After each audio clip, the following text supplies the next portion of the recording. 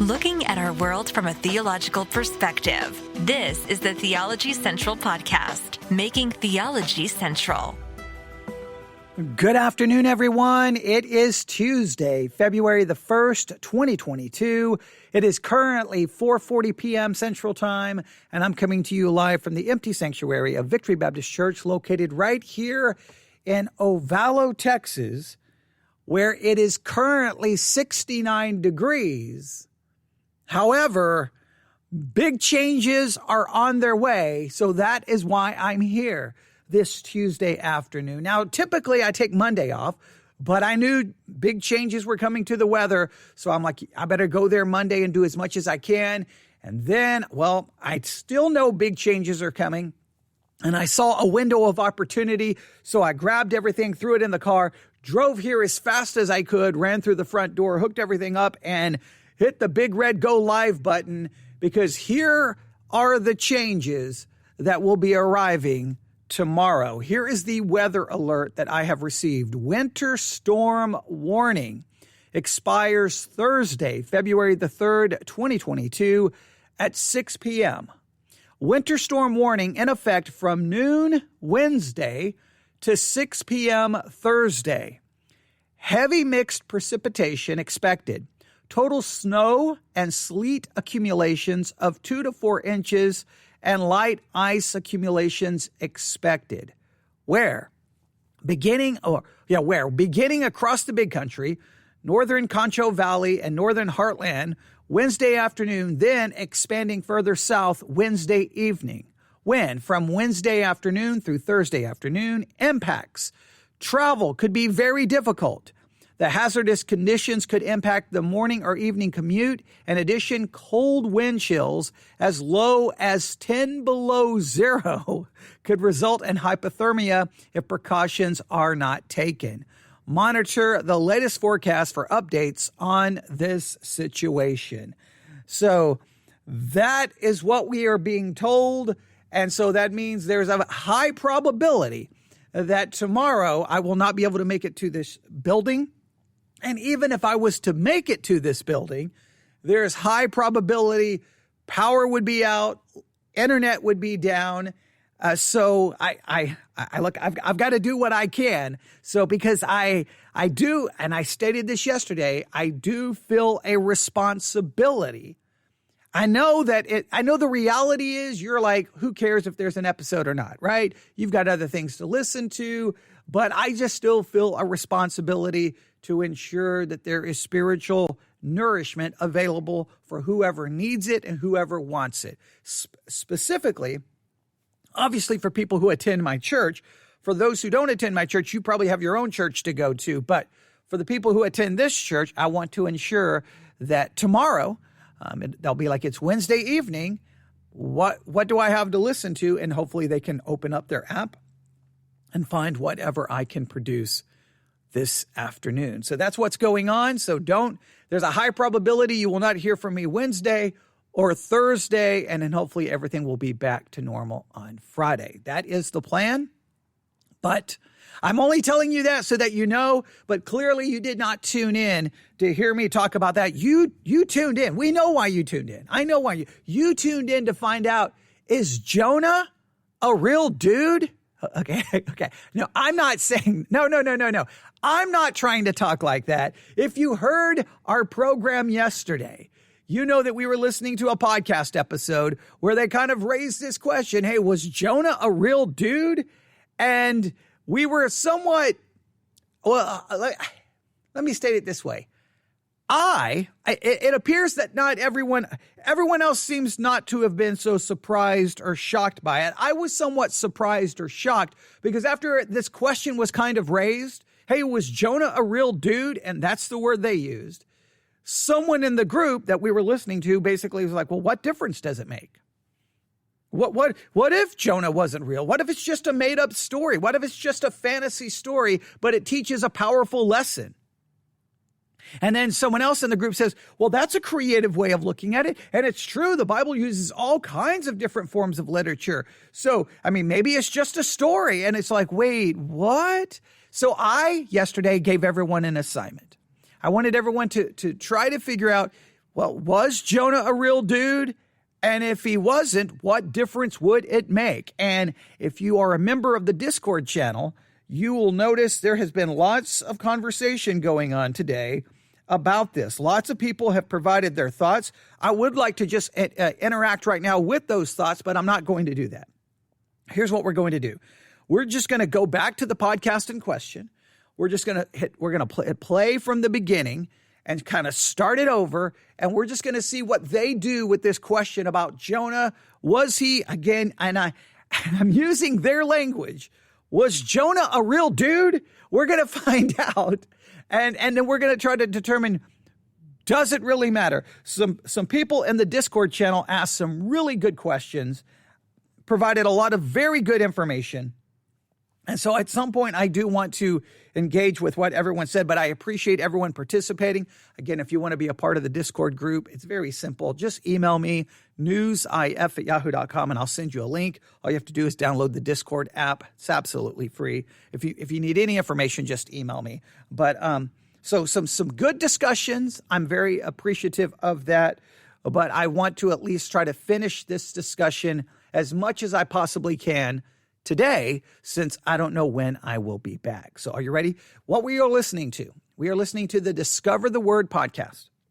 Discover the Word podcast would be a podcast that would be right there in kind of mainstream evangelicalism. It's produced by the people who put out Our Daily Bread. So it's Discover the Word from Our Daily Bread. It's right there. It's a very popular podcast. I've been listening to it for years and years and years. It was a radio program. I think they've completely transitioned now to just a podcast. And it's designed to be structured like a small group. There's a couple of people there, and they work it like it was a small group Bible study. A lot of times, I don't like the fact that they don't really go that in depth. Sometimes I don't agree with their theology, but I always love to hear what they're studying. So then I can listen to what they study, listen to how they cover it. Then I can end the podcast, grab my own Bible, my own notebook, and then do my own study. I kind of use it as, okay, that's what you want me to study? I kind of look at it almost as an assignment. Here's your text. Here's the topic. And then I go work on it on my own, which I like to be challenged like that instead of just picking what I want. That's why I listen to so many things, because I like to be challenged to cover different things and to discuss different things and to think about different things. Because if you only just choose what you want, then a lot of times you can't really, grow much. So we could have a whole discussion about that philosophy, but we will not do that right now. Are you ready? All right. Bad weather is coming here to West Texas. But before it gets here, I'm going to use the opportunity that I currently have right now, right in front of me, to do what I can. So let's listen to this podcast episode. Hopefully you find this to be edifying. Now remember, this is just very important. Whenever we do these kinds of reviews or analysis, the goal here is not necessarily to go, look at how much they messed up. The goal is to take whatever they say. Now, we don't know where they're going. They may end up in a very biblical, orthodox place, or they may end up in a place that we have to declare to be heretical. To be honest, it's not even really about them. What it is about is, okay, thank you. Thank you for presenting this question. Thank you for presenting this problem. Now we can work on it, study it, think about it, try to find the truth, because that helps equip us so that we're no longer tossed to and fro with every wind of doctrine. So it's more to me about just discovering the truth more than trying to prove, is this a good program or a bad program? It's really just, okay, you ask the question, is Jonah a real dude? And, let's see if they answer it. And most importantly, let's see if they really deal with the issue. If Jonah wasn't a real person, what does that mean? What does that mean? So we're going to go back and just start this from the beginning. They're going to start talking a lot about fantasy literature. I'm going to keep my opinions quiet since I expressed those in last night's study. So we'll just, we'll let this play out, kind of get back to the part where I was like, whoa, wait, what did they just say?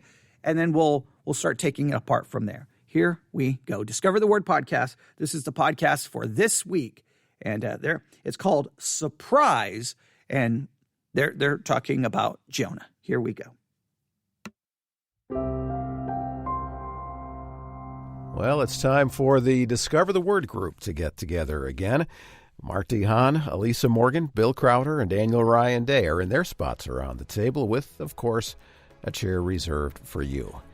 And Daniel, who says he has always loved fantasy-type stories like The Lord of the Rings and The Chronicles of Narnia, Daniel is going to be leading the conversations on the next 2 Discover the Word podcasts. This week and next week, I'm super excited. We get to talk about the story of Jonah.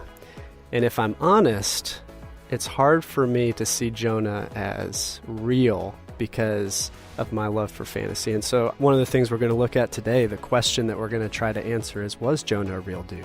And so are you familiar? Now, I just have to interrupt and just ask a question. Do you find it hard when you read Jonah to believe it was a real story?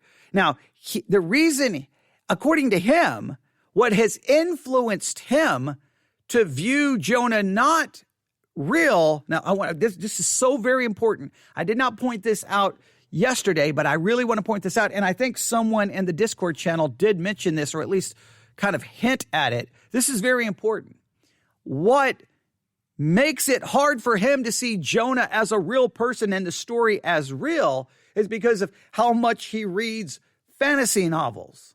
So his reading and love of fantasy novels has impacted how he views a story in the Bible. It's not because of hermeneutics. It's not because of the text. It's not because of language. It's not because of some archaeological discovery or some historical text that was discovered who called it into question. No, he was reading like Lord of the Rings and was like, well, Lord of the Rings, look at how, look at the fantasy here and just how fantastic it is and how, unreal it is. Well, I guess that's true of Jonah. That just seems bizarre to me.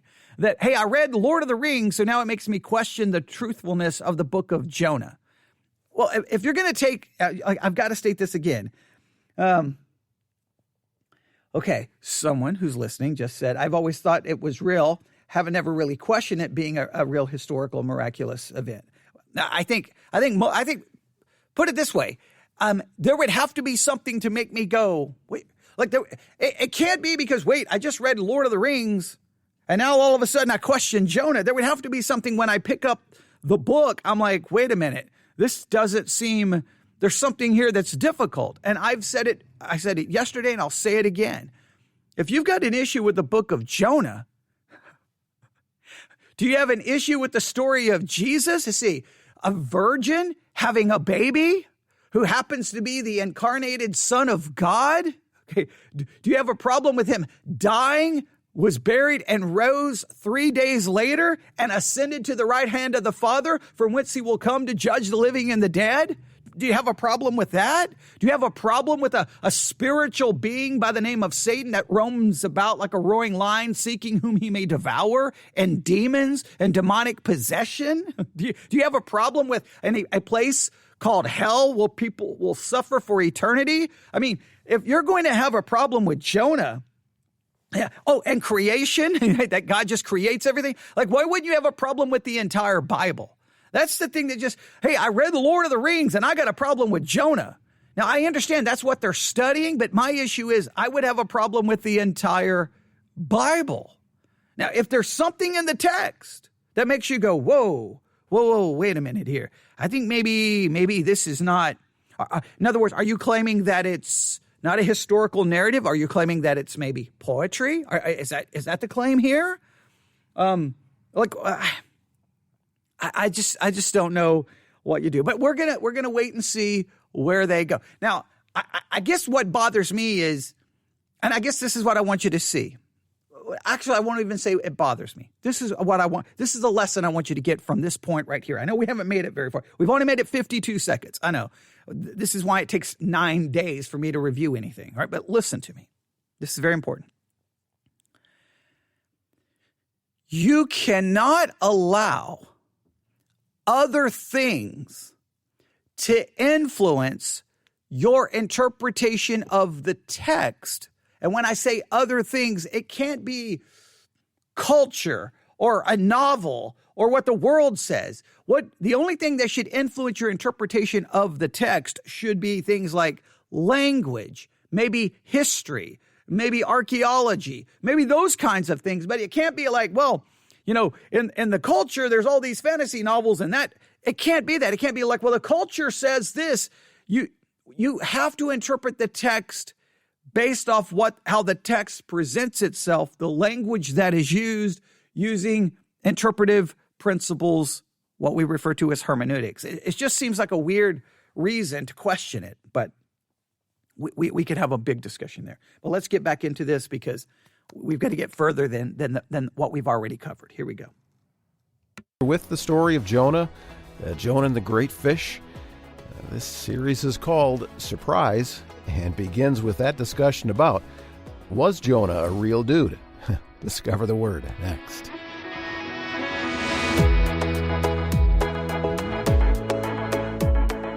And it is great to have you here at the front end of another series of conversations with the Discover the Word group. Discover the Word is the small group Bible study from Our Daily Bread Ministries. And as I mentioned, Daniel is going to be leading this study with Mart and Elisa and Bill called Surprise, focusing on the story of the Old Testament minor prophet Jonah and his amazing, surprising story that holds a number of important messages for us in our world today as well. Some things about God that are surprising and convicting. I understand why Daniel is so excited to get going on this. And I think that's what we're ready to do right now. So pull your chair up to the table and think about how you would answer this question about your favorite fantasy, science fiction type story series. These types of stories are still really popular today. And it has been a common genre of storytelling, well, forever. All right, question for you. What is your favorite fantasy novel or series of novels? My favorite fantasy novel is one that nobody at this table has ever heard of, and I bet I've read it 30 times. Well, that's a little scary. Yes, it's entitled Time's Last Gift, and it's about a group of people from the early 22nd century who travel back in time and have all kinds of adventures. Interesting. Probably the best known one for me is like Chronicles of Narnia, or even C.S. Lewis's Pelandra trilogy. Yeah. Those are the ones that come to my mind quickly. Yeah, I got into fantasy stories late in life. George MacDonald, a 19th century author, fascinated me in ways that I never, ever expected. First of all, to read somebody who was writing with a thick English, Scottish English, and then to get into his fantasy, but he just captured my mind. Did he kind of precede C.S. Lewis? He preceded, yeah. Okay. My favorite would be Lord of the Rings, but a very close second is the Chronicles of Narnia series with C.S. Lewis. Now, why do we call it fantasy? What are some of the characteristics of a fantasy novel versus a historical fiction? Or It is fantastic. It is something that comes out of imagination as opposed to fact. Absolutely, yeah. And so the reason I'm bringing that up is because this week and next week, I'm super excited. We get to talk about the story of Jonah. And if I'm honest, it's hard for me to see Jonah as real because of that fantasy background of my love. Now, again, I just have to say, it's because of his fantasy background. It's like, it's not because, well, hey, have you ever noticed this in the text? Have you ever noticed, I'm going to use hypotheticals here. I'm not saying anything I'm about to say is real. Have you ever noticed the way the text doesn't give us any background information or doesn't tell us who they're related to, and it doesn't mention cities that are real, and there's no cross-reference, and it's not mentioned anywhere else in the Bible? It just seems like this story just shows up out of nowhere, and it's no connection to anything else. It makes me question if it's real. It makes me question if it's possibly just a parable. But I think when you read Jonah, you'll find out, wait, it mentions places that are real. It gives information of who Jonah is the son of, depending on how you want to pronounce it. Amati, I think is how some would pronounce it. It gives you some information. It mentions cities that are well known, and there's cross references to it as well. So in other words, there's some things going on here that would make me go, why would I say this is not real? But he doesn't bring those things up. He brings the fact that it's because of fantasy novels. Now, what he may be doing is like, hey, fantasy novels make me think this is not real, but I bet you there's a lot of people who feel the same way. And then he's going to spend the week demonstrating, no, that it's very real. Maybe that is what he's going to do.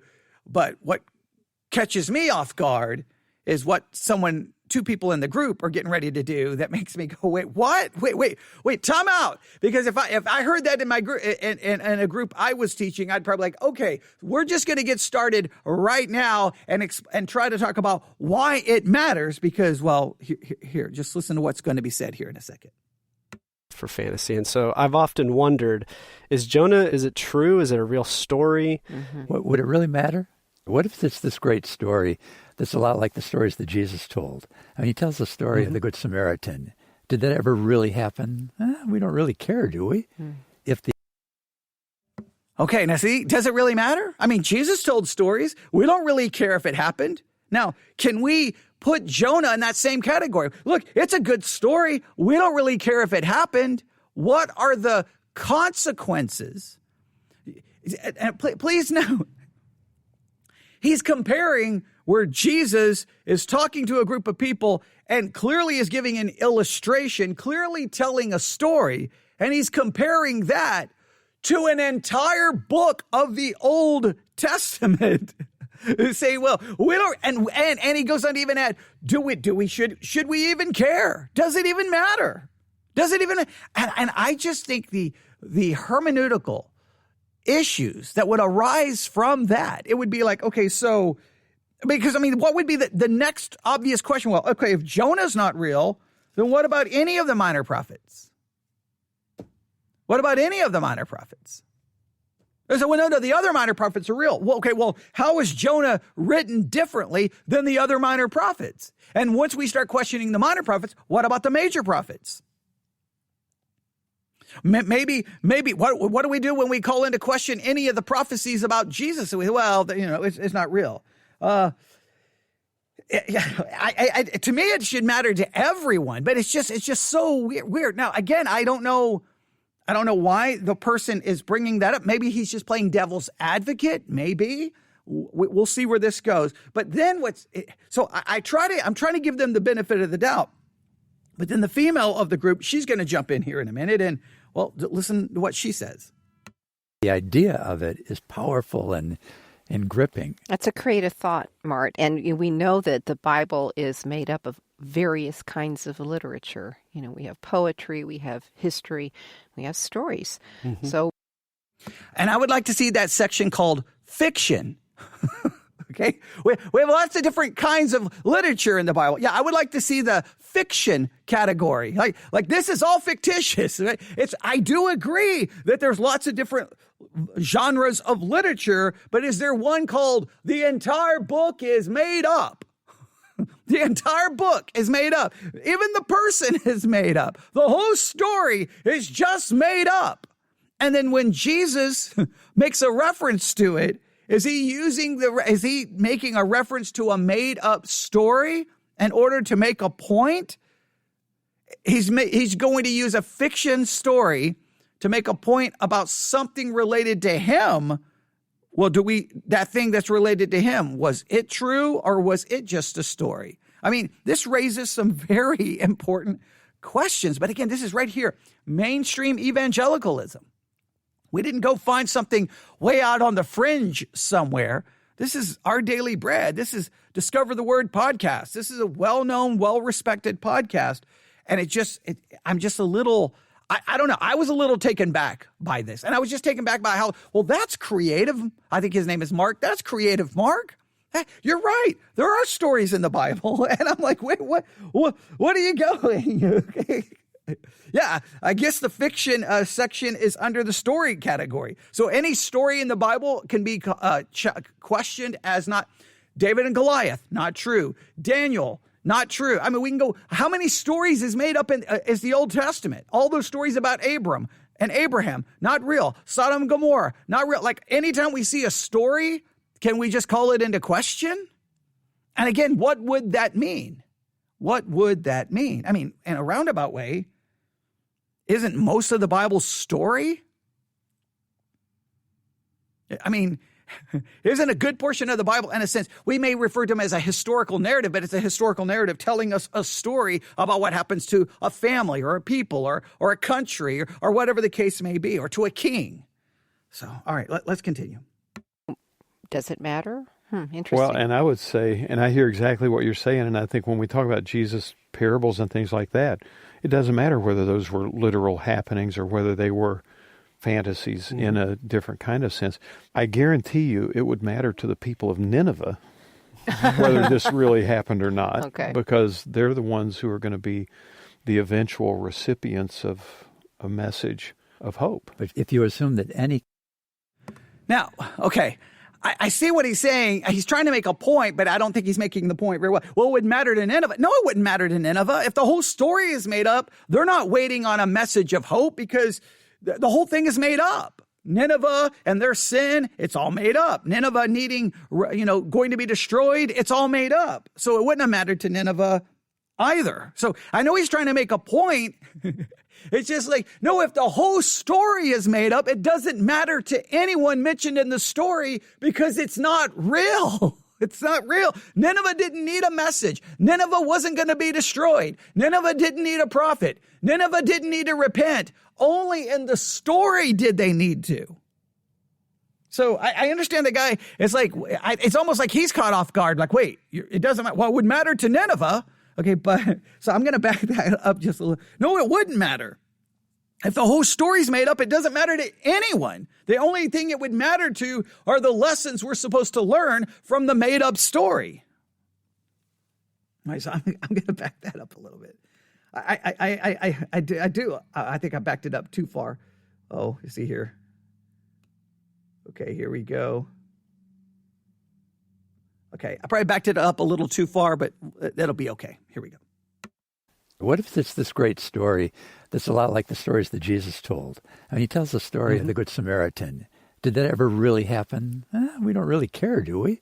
If the idea of it is powerful and gripping. That's a creative thought, Mart. And we know that the Bible is made up of various kinds of literature. We have poetry, we have history, we have stories. So does it matter? Interesting. Well, and I would say, and I hear exactly what you're saying, and I think when we talk about Jesus' parables and things like that, it doesn't matter whether those were literal happenings or whether they were fantasies in a different kind of sense. I guarantee you it would matter to the people of Nineveh whether this really happened or not, because they're the ones who are going to be the eventual recipients of a message of hope. But if you assume that any character of any novel is real, it would matter to that person. Right. I'm not suggesting that it's fantasy. I think it's an important question, though, because a lot of people do look at Jonah and they say, I just can't believe that that's real. And I think... Okay, so he kind of backs up and said, well, I'm not suggesting that it's fantasy. Okay, well, what were you saying? Okay, you may not be suggesting it was fantasy, but you are raising the question, does it matter? So let's just say if it was, I mean, if you're saying that it wasn't, then why are you asking, does it matter? But does it matter? That's what I want an answer to. That's what I want them to see. Let's see where they go with this. It's off to an interesting start. Here we go. One of the questions that we can walk with throughout all of our programs on this, and that I would encourage those who are at the table with us to keep in mind, is, does it matter? Does it matter if it's real, or is there a message in this story that regardless of whether I land on it being a historical story or not, is there a lesson from this story that I can learn? I just want you to hear what I'm about to say here. Because this is a slippery slope. Now, I know logical fallacy that just because something is a slippery slope doesn't mean something is true or not true. I understand that there's some logical fallacies here. But let me just try to point this out here because I think it's important.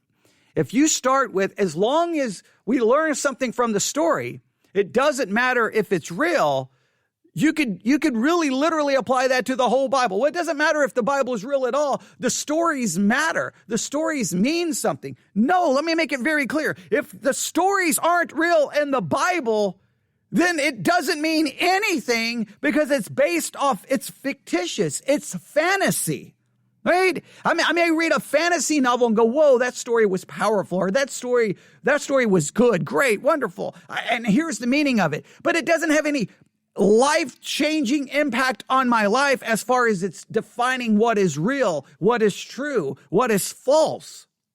The whole premise of the Bible is if any of it's not real, then wait a minute. Then is God real? Is salvation real? Is heaven real? Is sin real? Is the commandments real? I mean, then you begin to question everything. So I don't like this idea. Well, even if it's not real, the story would still be impactful. Well, okay. Well, even if Jesus wasn't real, the story would be impactful. What? No. I need a real Jesus to save me from real sin. But if there's no real sin, then I don't need a real Jesus to save me. So was there a real fall? Is sin real? Is God holy? Is his law real? Once you start down this path, it just raises so many questions. And someone just said, maybe the whole story of Jesus is just a story and didn't really happen. Yeah, not only there goes Christianity, why would it even matter then? But the story is good. No, it's a made-up story. It's not good, okay? It's a made-up story that would be a fictitious story that's somehow supposed to tell me how to live my life. It's just, no.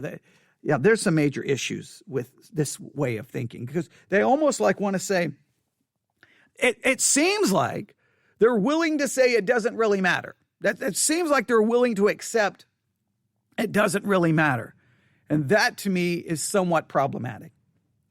I think you can't just say it doesn't matter. You would have to demonstrate textually why it wouldn't matter. It's okay to put forth that hypothesis. Hey, guys, we're going to go with the hypothesis that this story is not real and it doesn't matter if it isn't real. And then take that to its logical conclusion, which means you would have to look at every cross-reference that references the story of Jonah and then go, well, wait, if Jonah isn't real, then these cross-references are referencing a fictitious story. Are those cross-references referencing it as something fictitious, or are they referencing it something as real? If they're referencing something fictitious and seeming to give the idea that it's real, that means those writers cannot be trusted because they didn't even know that they were referencing and citing a fictitious story. See, then it calls into question, well, what did they know? Well, does Jesus reference the story? That's something we need to discover. And I think you can find, if you'll look in the New Testament, Jesus makes a reference to it. When he makes a reference to it, does it seem like he's saying, hey, remember that fictitious story? Well, I'm going to tell you about that. I'm going to use that fictitious story to make a literal point. Or did Jesus not know that it was fictitious? And if he didn't know, you see where this starts going? Okay, but let's see where they go with it. And I think either way that we'll find that Jonah is a very surprising story, that it's a very challenging story, especially for the culture we live in today. As I read the book of Jonah, I get exactly what you're saying, Daniel. It does sound almost like something you'd see in a cartoon. But as I read the story of Jonah, I don't see anything in that story that's beyond the capability of the God the Bible describes to me. I think it's all very much within his capacity. So to take it as a literal story is not at all a problem. Yeah, and it's not for me either. Yeah, and I think one of the things we're going to look at today, the question that we're going to try to answer is, was Jonah a real dude? And we're going to start right there. Okay, the group is driving me crazy. It's like this relativistic nonsense. No, it's not about, it's not beyond God's capability. The issue is, how do you read the text? Okay, has Christianity so lost its mind it doesn't, okay, listen everyone in class, I'm going to be a little condescending here. Okay, guys, in your small group Bible study, let's say the word together, hermeneutics. Hermeneutics. Can we say that, class? The issue is there anything in the text that would allow you to question if it's real or fictitious? It's not about, it's not beyond my God's ability. That's not, if you're going to raise the question, you have to either demonstrate that in the text, this is what they're doing. Well, the story seems a little outrageous, so I can see why people would think that way. Okay, well, then you would have to explain to me why people wouldn't think that about the entire Bible. So then you can't come along, well, my God can do all of those things. Well, none of that is a hermeneutical answer. None of that is a textual answer. None of that is a historical answer. None of that's anything. This is just like... you know what this feels like? I hate to say this. This is what it feels like. I have flashbacks. I still have PTSD. Anytime I was in a church and I had to sit in the adult Sunday school classroom, or if the church had small groups, anytime I was sitting in those small groups or those Sunday school classrooms, I always felt like I was going to lose my mind because people would be saying crazy things and I'd be like, what are you people talking about? Does anyone in this church, can someone just speak up and teach the people? Because it just turns into everyone sits in a circle and everyone just throws out every wacky known idea. I'm all for people throwing out wacky ideas, but someone has to stand up and go, okay, thank you for all of your wacky ideas. You're all wrong. Okay, you're all crazy, and then try to help them. I love everyone throwing out the ideas, but sometimes what I felt sitting in Sunday school or small groups is you walk out going, well, I know what Bob thinks. I know what Susan thinks. I know what, Sharon thinks. I know what Jim thinks. I knew whatever, but I didn't really get any actual answer. It just sounds like, wait a minute, everyone. The issue isn't, that God could do these things. The issue is you're questioning it based off fantasy novels. You're questioning it because many in society may question it, but you've not demonstrated yet. Nobody has talked about, well, wait a minute. What in the text would allow us to question that this being a historical account? And if you say, well, there's nothing in the text that would question it, then okay. Then you're questioning it simply based off the fact that it seems too unbelievable to you. Well, the Bible is filled with those kinds of stories. So it just seems like they don't want to deal with the actual maybe they're going to. Just right now, it just seems like, what in the world? All right, here we go. There. But before we do that, let me just give a little context for the story in case there's people that maybe aren't familiar with the story of Jonah. I think it's one of the more popular stories out of the Bible. So Jonah's a story that is surprising because it shows up in an Old Testament that could be read as a story about one people group. Who would that be? Israel. Yeah, and so you could walk away from the Old Testament thinking that God only cares about one group of people. Mm-hmm. And the reason the story of Jonah is important, as we'll see over the next programs, is because we're going to see that God cares a lot about another group of people that aren't Israelites. In fact, they're Israel's enemies. And God calls Jonah to go and preach to these enemies, and Jonah doesn't want anything to do with that. I mean, this is such a revolutionary concept in the Old Testament that God loves these other people and wants one of the Hebrew prophets to go and speak to them, that Jonah goes in the other direction. And so I think one of the questions that I really want us to think about as we go through this week and next week is, are there people in my life today that I've decided are not worthy of God's mercy and grace? Mm-hmm. Are there people that because of my circumstances, because of the way my family grew up, because of the nation I'm a part of, that I don't want to see them in heaven? Now, I'm going to stop right here. These are very good questions. These are powerful questions. These are great questions for us to consider about, do we have people that we don't believe are worthy of God's mercy? I kind of talked a little bit about this in our kind of devotional look at Matthew chapter 9. But let me just raise this question. If it's a fictitious story, if it's just made up,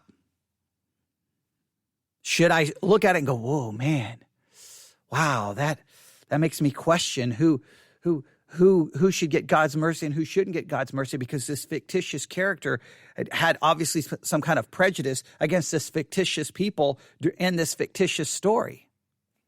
I mean, I can be like, whoa, that's kind of convicting, but it's all fiction. Like, so see, it would, to me, the power would be, is this is a real person whom the real God gave him a real instructions, and he really disobeyed and he really rebelled. Right? I mean, I don't know. Maybe you disagree. Maybe you will. Well, even if it's fictitious, it would still have the same power.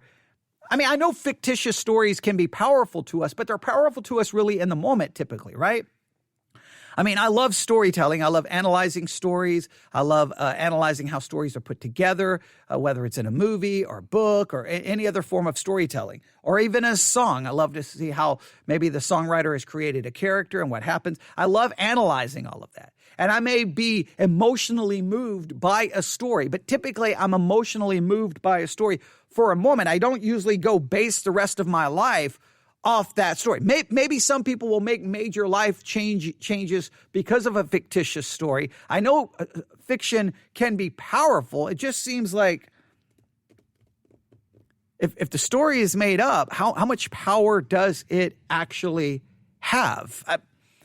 Maybe that's a question. Maybe I should just stop right here and leave that as a question for everyone in the Discord group to discuss. But we'll go a little further. Because they're the ones who raised all of these other questions. Like they could have started really with, here's a book that's really going to challenge us on how are we, in a sense, almost bigoted or prejudiced when it comes to God's mercy and don't think some people deserve it.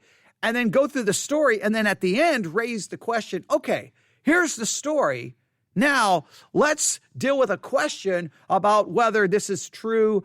To me, that would make more sense just from a teaching perspective. If you start with questioning possibly it's being an actual person and an actual story, and then even question if it matters, all of the focus now is on that question, not on this very powerful thing that he wants to talk about. To me, he's undermined his whole approach. He's almost made the thesis, hey, is Jonah even real? But hey, guys, the real purpose of this book is to challenge us on us being, are we bigoted or prejudiced in the way we handle God's mercy? It just seems he's undermined that powerful point because now the question is, wait a minute, I'm still trying to figure out if you believe Jonah's a real dude, and I want you to tell me why it actually matters. Well, I think you've already done that in a little bit, because if you want me to take away this powerful lesson from it, to me, the power is because it was real. And it was put there by God under the inspiration of the Holy Spirit to challenge me, to teach me, because I see a little bit of Jonah, a real person, in me. But maybe it can have the same power being fictitious. You can tell me what you think. All right, here we go. Don't want God to meet them. And we're not going to answer that today. But I want that to be one of those driving questions that's in the background for us, because Jonah didn't want anything to do with the Ninevites.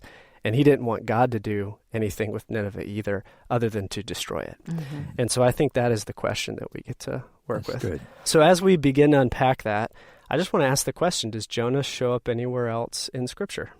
Well, we know he shows up in the New Testament because Jesus talks about him and references his experience in the belly of the great fish and all that. In a very significant way, too. Yes. The most significant way, referencing his resurrection. Okay, so we ask all of these questions at the beginning, and now we're all going to say, hey, but Jesus referenced Jonah in a significant way in the New Testament in reference to his resurrection. Now, I'm hoping someone in the group would go, well, wait a minute.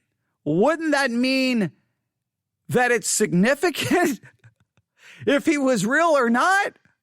Like, it's just so bizarre.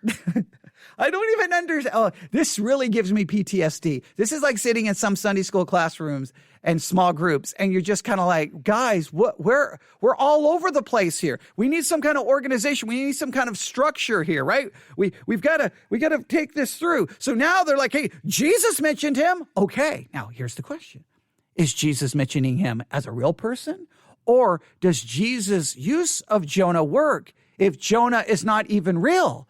Because if Jonah isn't real, then is it possible Jesus is using a fictitious story to illustrate something that is fictitious, that will be fictitious as well? Is that what I'm supposed to take from it? All right. Oh, we should look up the New Testament references to Jonah. We should do that. We'll see if they. I'm hoping they actually look them up. Let's see here. The way Jonah came out of a whale is the way Jesus comes out of the grave. Yeah, and if people would like to look that up today, it's in Matthew chapter 12, verses 39 through 41. Okay, Matthew chapter 12, verses 39 to 41. We're going to look that up. Oh, but I want you to hear what she said. She's the one who thought it was kind of creative that maybe it's not real. But now she says, the way Jonah came out of the well, that's the word she used, is the way Jesus came out of the tomb. Well, if Jesus is going to come out of the tomb the same way Jonah came out of the well, then I hope he literally came out of the well, or Jesus didn't literally come out of the tomb. If you're going to draw a correlation, one better be real, because if the other one isn't real, let's make this very clear. Even the Apostle Paul will agree with this in Corinthians. If Jesus didn't raise from the dead, the whole game is up. It's done. It's over. Shut down the church. I'll start using this microphone to do podcasts on other subjects. We're finished. Christianity is done. It's finished. It's all fake. It's all fraudulent. So if I am demanding a real bodily resurrection of Jesus, then I would think I need a real bodily exit from the big fish, the well, whatever it was of Jonah. That seems to make sense to me. Now, let's see. I think he said Matthew 19. I'm going to grab a different Bible here. I got multiple Bibles here. I think he said Matthew 19. I hope he said Matthew 19, or I have to back up the audio because I got so caught up in what she said here. See, Matthew 19. Matthew 19. Let's see here. Where? I may have to back it up here. Okay, make sure I'm looking here. It'd probably be quicker just to back it up. Oh, Matthew 12. Thank you. I'm completely in the wrong chapter. I was going to have to back it up. Matthew chapter 12. Thank you. Thank you, Twyla. I greatly appreciate that, because it was going to go on for a few minutes of me looking at every verse going, wait a minute. I know he said Matthew 19. See, I'm horrible with remembering numbers, all right? Okay.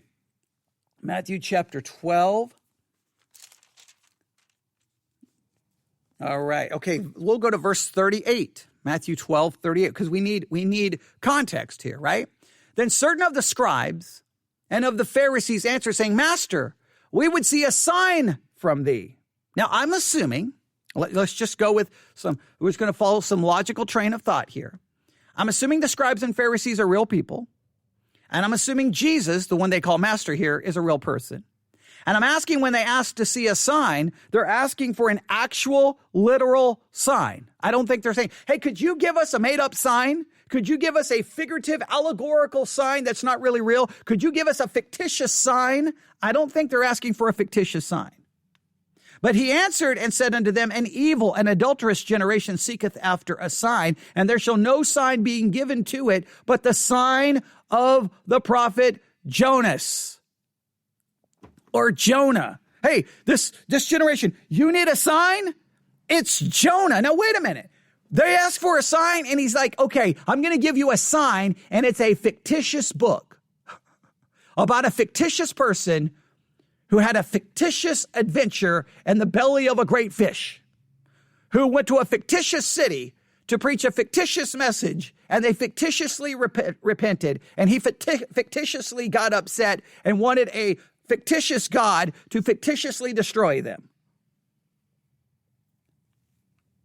Yeah, that doesn't work. If he's giving them a sign, put it this way: reading the text would imply that they know who Jonas is, and that he's saying that's your sign. And I would think that it would have to be a literal sign. And then he goes on to say, for as Jonah was 3 days and 3 nights in the whale's belly. Now, let's stop right here. He doesn't go, you remember that fictitious story about that fictitious man who was in that fictitious fish for 3 days and 3 nights? Well, that's how it's going to be literally for me. You think he would have to do some clarifying. Like, if everyone knows the story is not real, If we're so good to figure it out in 2022 that it's not real because we read Lord of the Rings, right?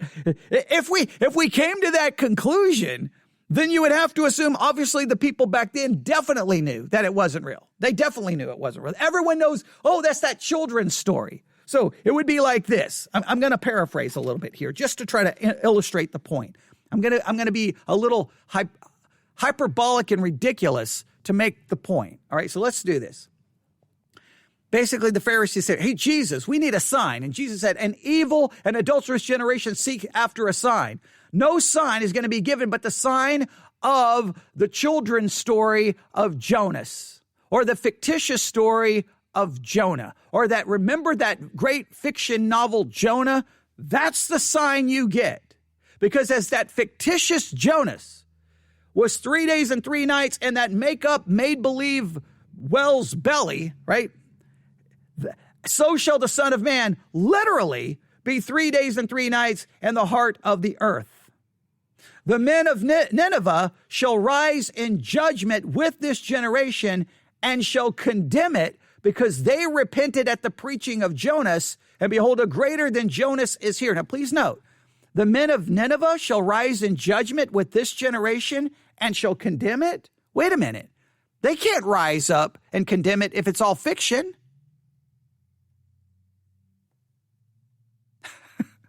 You see, it does matter. Why does it matter? Because if Jonah wasn't real and the story is not real, this text in Matthew makes absolutely no sense. That's why. How can a fictitious generation of Nineveh, or the men of Nineveh, the fictitious men of Nineveh, rise up and condemn that generation? Well, because they had Jonah and repented, and Jesus is saying someone far greater than Jonah is here. A real Jonah appeared to the real city of Nineveh, and they really repented. Jesus is real, and he's greater than them, and they will not repent. And they have been given the sign of Jonah, and Jesus too will be 3 days and 3 nights in the heart of the earth, in a sense, in the tomb, and will rise up just like Jonah came out of the thing. I mean, the whole premise of that is that it's all literal. It makes absolutely no sense. Like as soon as they mention that, why wouldn't they stop the small group study and go, hey guys, you remember what we said at the beginning? No, I try my best to always understand the mistakes speakers can make, because I do hours and hours of live broadcasting, and I make plenty, and I beat myself up every time I make one. So I understand that you think you've got this really cool idea, but I think immediately, I will even now. Of course, let's remember their podcast is recorded and edited. So right there, I'm not as patient there. If they were doing it live, I can understand that you think you've got this cool illustration and then you get it through there, because I've done it before. I've thrown out an idea and then I'll get like 20 or 25 minutes into it and go, wait a minute, guys, that idea doesn't actually work. I was wrong. You think as soon as someone mentions Jesus mentioning Jonah and Matthew 12, you think immediately everybody would be like, wait a minute. Wait, if Jonah's not real, what would that mean to Matthew 12? You think someone would raise their hand in the small group and go, wait a minute, we probably should go look at that Matthew passage, because we raised the possibility of Jonah not being real and it possibly doesn't matter. But wouldn't Matthew 12 be literally the text that determines if it matters or doesn't matter? And it would make me question how much Jesus actually knows. And I believe he's the eternal Son of God. I think he would probably know if it's, real or not real. We won't read that today, because actually on our last day of talking about Jonah, we'll be talking about that passage. But you're right. Jesus refers to Jonah as a historical person. And as a result of that, it's a picture of who he is and what he accomplished. What about in the Old Testament? Is there any? No, right there, end of story. He just said Jesus referred to him as a historical person. Why didn't someone go, well, okay, well, then that would mean it does matter? If Jesus, here's what it comes down to. If Jonah isn't real, Jesus isn't God. If Jonah wasn't real, Jesus isn't God, because Jesus referred to him as a historical person, not knowing that it was a fictitious story. That's why it matters. It destroys the deity of Jesus Christ. It destroys it. It just means Jesus is a confused teacher who quoted a fictitious story and quoted and referenced a fictitious person as a historical figure. Yeah, I think you see why it matters now? Section in the Old Testament that mentions Jonah? I don't know, are there? There are. In 2 Kings, we have a reference to Jonah. It's 2 Kings chapter 14. It begins in verse 23 through 29 because it's describing the reign of Jeroboam II. We can just read verse 25. So somebody. Now, let's just make sure we understand this. 2 Kings chapter 14, starting in verse 23, it starts mentions all kinds of people. In the 15th year of Amaziah, the son of Joash, king of Judah, Jeroboam, the son of Joash, king of Israel, began to reign in Samaria and reigned 41 years. Now, here's be my obvious question. Are those real people? Are those real years? Now, in the midst of something that's referring to real people, real reigns, real cities, all of a sudden they're going to throw in a fictitious character? Let's go here. Do you have that for us? Jeroboam II recovered the territories of Israel between Lebo Hamath and the Dead Sea, just as the Lord, the God of Israel, had promised through Jonah, son of Amittai, the prophet from Gath-Hepher. I'm glad you read that, Mart. So Jonah is a real person who shows up in the Old Testament during the reign of Jeroboam II. And what's really interesting, I would encourage. And I would make it a real person. So if he's a real person, why would you even then question the veracity of the story? Like, why? I don't even understand why they brought that up in the beginning, other maybe than to try to prove their point. But they really went up. Like, it would be one thing to go, hey, have you ever questioned if Jonah was a real person? Well, today we're going to find out if he was a real person. But the way the other people went, like, well, does it even really matter? Like, it's like I'm waiting for those people to say, obviously it does matter. Because, again, that would call into question the historical accuracy of this section in 2 Kings. That would then call into question that it was written under the inspiration of the Holy Spirit. Therefore, you're calling into question the veracity of the entire Bible. Our listeners to join us by reading those verses, because what you're going to see is Israel's not in a good place. Jeroboam II is one of those kings, like a lot of kings in the north, who is described in verse 27 as he did evil in the sight of the Lord. And one of the repetitive phrases in 2 Kings is, and then there was this king who did evil in the sight of the Lord. And then there was this king who did evil in the sight of the Lord. And then usually after that comes the consequences of living outside of how God has created the world to work. And part of those consequences at the time of Jeroboam II was that the borders of the north had been broken down. Israel was being invaded over and over and over again. So it was this time of turmoil. And we see in this story that God did a miracle that he prophesied through Jonah would happen, and that's restoring that border, which is what we just read. But the whole thing I want us to see here is that this is a very short section of verses. Israel is in a mess, and yet God shows up and calls Jonah to go somewhere else and fix someone else's problem. It's very similar in Luke chapter 4, after Jesus announces his ministry in the synagogue at Nazareth, and he says, you know, there are many widows in Israel who were hungry in the days of Elijah, but he was sent to the woman at Zarephath, and there were many lepers in Israel.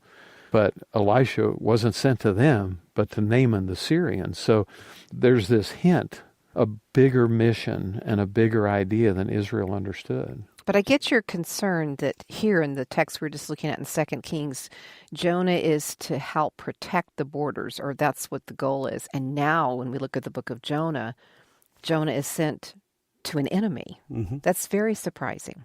Yeah, and I think it's surprising because there was so much good, from our perspective. It seems like there's so much good Jonah could have done in Israel, right? Like he's a prophet. And oftentimes God would send prophets to Israel to help them understand God's love for them more, or his grace, or how he wants to transform their lives. And so the question that we're left that's so modern day evangelicalism. Often God would send the prophets to remind them of how much he loved them. How many times were the prophets sent to remind them that judgment was coming and that they were guilty in the sight of a holy God? Like, they just kind of forget that. Like, the prophets were sent to show God still loves you, and I'm here to encourage you. Like, it's just evangelicalism always likes to spin everything from a positive way. We always got to present it in a positive way. The prophets were sent many times to go, you are sinners and judgment is coming. Okay, but that's a little negative. It's just funny how he said that. He was a prophet, and often the prophets were sent to show him how much God still loved them. And it's like, and what else did they do? Okay, but maybe I'm wrong. Maybe I misread the prophets. All right. Well, we're going to at least try to just get this to a good stopping point. Here we go. With this week and next week is, why would God take a religious leader, a prophet from Israel at a time when Israel was in turmoil, and ask him to go to another nation, an enemy of Israel, and help them? Now, to me, they undermined their whole approach. Like, they raised some very good questions. Now, they didn't establish exactly the timeline here. They didn't exactly establish the timeline. When was Jonah sent to Nineveh in relation to this passage in Kings? We could dig into some time stamps there. We need to make a chart. Outlining the time frame here. But they raised some very good questions. I just don't understand. To me, what they should have done, the first episode should have been, today, we're going to deal with the fact that many people may question the historical accuracy of the book of Jonah, and may even question if Jonah was an actual historical figure. What we're going to look at is, one, the language used in Jonah, to see if we see any hints of not reading it this way. We may actually compare it to some of the other minor prophets and see, is there something dramatically different in the way it begins? Right? Then we're going to look at the cross references. And by the time we're done, we're going to be able to demonstrate to you today, in the next, because the first segment is about less than 15 minutes long, and the next 10 minutes, we're going to demonstrate to you that clearly Jonah was an actual historical person because of how Jesus references him and how he's referenced in the book of 2 Kings. That would make more sense, but they went so far to really almost give you a way out. Well, if you don't believe if you don't believe he's a literal historical character, if you don't believe the story is real, it doesn't really matter as long as the story means something. They almost put it this way, they never came in a dogmatic way and say, no, if you say Jonah's not a real person, you're destroying the deity of Christ, and you're destroying the historical accuracy of 2 Kings, which then destroys the inspiration of the Holy Scripture, which then destroys the inspiration of the Bible. Like, why wouldn't you be more dogmatic and more assertive in that way? Like, even if you wanted those people to play devil's advocate, well, then if in the way you produce your podcast, those very same people would come back at the end and go, well, obviously it does matter. And then you would emphasize to your audience why it matters to understand Jonah as a real person and the book of Jonah as a historical narrative, not a fictitious story or an allegory. But they never come back to do that, which really is disheartening, but it just really shows kind of just a wishy-washy mindset within much of the evangelical world. It matters. But the fact that they didn't drive that point home, to me, is almost like medical malpractice, because your job in a Christian ministry is to equip saints. Do you know how many atheists and agnostics will question the book of Jonah? Yes, they're going to rip it apart. They're going to mock it, make fun of it, and go, that's the most ridiculous thing I've ever heard. I understand that. But you got to at least give people some kind of like, no, I've got to take a stand on this. I can't say, well, I listened to a podcast and they said it may not even really matter.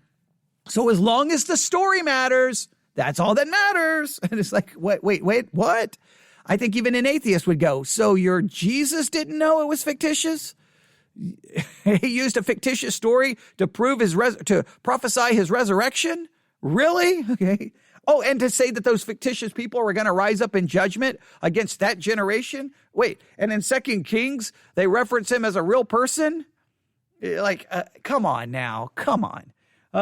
You've got to at least drive. It's like they raised a question and didn't bother to actually really drive home the answer and why it matters.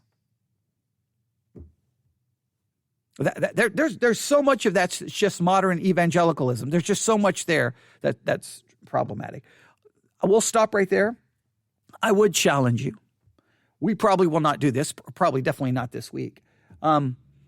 Go and look up Discover the Word podcast. You can subscribe to it in the Edify Christian Podcast app or wherever you get your podcast. And just listen to, you can fast forward to 12 minutes, 13 seconds, because that's where we're stopping. And I challenge you to listen to the rest for yourself. See, and then you can, for those in the Discord channel, you can tell me what other things you thought was really good. Look, they're going to probably say some very good things in the rest of the study. I don't want to be too critical. They're probably going to say some very good things. Or they may say something that's completely, absolutely crazy. You can let me know what you discover. And then if we need to get it, what you discover in the Discover the Word podcast. And then if we need to talk about it, I'll be more than happy to analyze it and offer critique. But I think we were able to, to answer Jesus, that Jonah has to be a real person. If he's not, well, then you destroy the deity of Christ. You destroy the inspiration of the Bible. I mean, no biggie. Does it matter? Not at all. Just Jesus isn't God and the Bible isn't inspired. No big deal. But hey, the story really hit me emotionally. It really got me there in the feelings, man. It got into my feelings. That's a powerful story. So as long as I got some feelings, it doesn't matter that I no longer have a savior or a Bible that's inspired by God. But other than that, it was a good story. I give it 2 thumbs up. I mean, come on now.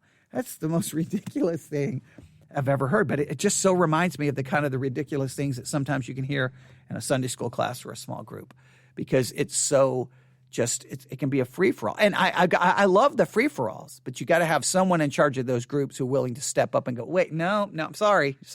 We're going to have to correct that. We're going to have to, and I know people get offended. Sometimes when people hear me engage with my church, sometimes people go, wow, because sometimes I just have to no, wrong. I disagree. And because if someone's going to speak up, if it's wrong, I've got to correct it, because you have to do that. And Daniel too. Yes. This would undermine so much, but I hope that was beneficial. What I want you to see, the main thing I want you to take away from it is really the Matthew 12 passage. And thank you, Twyla, for getting me to Matthew 12 and not Matthew 19. I mean, we would have gotten there sooner or later. It would just take me a minute to go back and play it. But thank you very much for speeding up the process. Everyone else who listens to this will be thankful as well. I think that just demonstrates that when you start playing these little games with the text for whatever motivation, and you're not motivated to change the possible meaning of the text because of hermeneutics, but because of culture or influence of your entertainment, that's dangerous. And we have a lot of that in our culture today as well. The culture doesn't like that story, or the culture thinks that story is stupid, or the culture thinks that story is just ignorant. Okay, well, we don't want to look stupid in front of the world. Let's change it. Well, you change it, and look what would have happened. If you just say that Jonah is not real and it doesn't matter, you have systematically basically said Jesus isn't God and the Bible isn't the inspired word of God. You basically destroyed Christianity. Whenever you pull out one little piece, everything comes crumbling down quickly. So I'm going to say it matters, and I'm going to say we have to go with it being historical. All right, I'll stop right there. Thanks for listening. You can email me newsif@yahoo.com. Thank you. I wanted to read a lot of the questions Will asked in the Discord channel. He asked a lot of good questions, and then someone posted something from a book. I was going to read that from that. I was just going to do an episode reading everyone's Discord comments, but there you go. That's for everyone in the Discord channel to look at, and they can throw in any other thoughts. And if they disagree with me, let me know. And if I need to do another podcast to engage with your possible questions or disagreement, I'll be more than happy to do so if I can make it back here sometime soon because of the winter storm that's on its way. All right, 1 hour and 10 minutes. All right, I'm going to see if I can get anything else accomplished before I have to go home. All right, thank you very much. Thanks for listening. Thanks everyone who was listening live. And I got to figure out what to do next, but I will try to do something here in the next few minutes. Thanks for listening. God bless.